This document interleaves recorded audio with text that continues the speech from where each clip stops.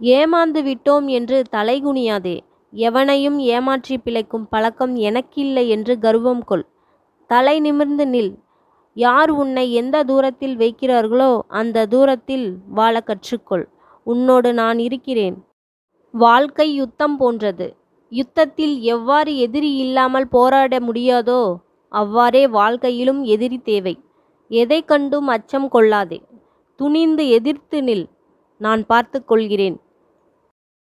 நான் உன் வீட்டிற்கு வந்து கொண்டிருக்கிறேன்.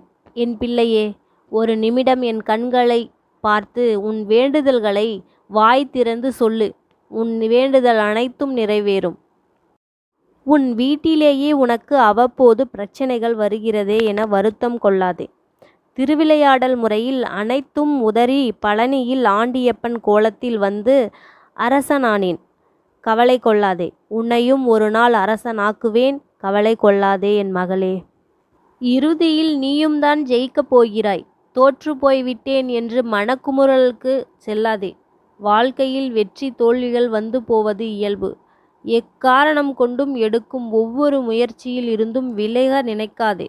உன்னுடைய எல்லா முயற்சியிலும் நான் இருப்பேன். உனக்கான காலம் விடியல் வந்துவிட்டது. என் பிள்ளையே, நான் ஒப்புக்கொள்கிறேன். உன் வாழ்வில் தடைகள் கொஞ்சம் அதிகம்தான். ஆனால் அத்தனை தடைகளையும் தாண்டி உன்னால் மீண்டு வந்து இன்று வரை போராட முடிந்தது நான் உனக்கு தந்த சக்தியால் மட்டும்தான். வினைகள் அனைத்தும் முடிந்து விட்டது.